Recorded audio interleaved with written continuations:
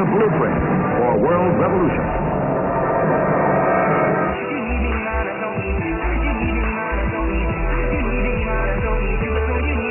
I'm here with Ed Sheeran on Channel V, and he is back in Australia. Welcome. Hello. Now tell us about the early days of Ed Sheeran. You know, some artists, they go on the street when they start out and they try and get their music heard. I heard it wasn't really for money, you know, for you. It was more about getting your sound out there and getting people to know Ed Sheeran and what you're all about. Is that right, or was it sort of a bit of both? Well, I didn't have any money, so there wasn't really an incentive to earn, because I've been living like that for a while. So when money started coming in, it was a bit of a surprise.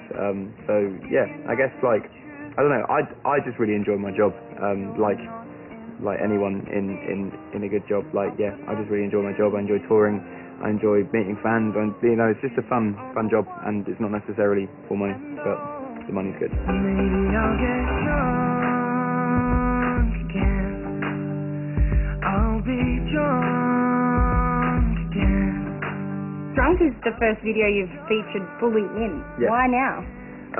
Because the label told me to. I hadn't appeared in 3 videos, and I'd become very successful in my own country, but because I'd been touring for so long, people knew what I looked like, and we started to go international with it. Started to come to Australia and America and Japan, and no one knew what I looked like.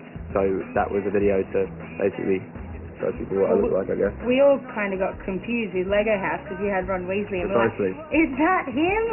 But that's why they told me to be in the next video, because they were like, people genuinely think you're the dude from Harry Potter, so, you know, changed their mind.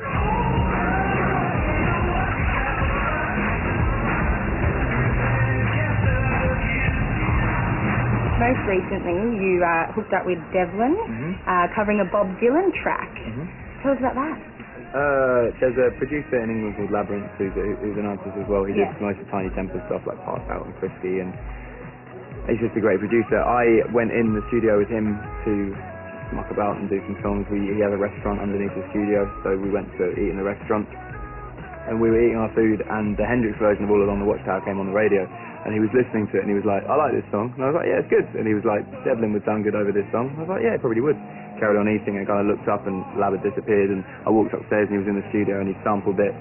He put the beat down, I did the hook, we sent it to Devlin sent it back, and that was it. There you have it, yeah. The really surprising thing about that song, though, is Hendrix people and Dylan's people notoriously never clear samples or anything, and they're making a new film on Hendrix that Andre 3000's in, and they haven't cleared songs for that film. They're like saying no, and so we were like, this song isn't going to get cleared, but thankfully it's cleared. The thing that I didn't want to do was make it exactly the same. I think if you're going to do a cover and cover it exactly the same as someone like Hendrix, there's no point doing it, because Hendrix has done it before and he's done it well. So the whole thing that I was trying to get was just to put a different spin on it, and to revamp the song and give it a bit more of a modern touch, I guess.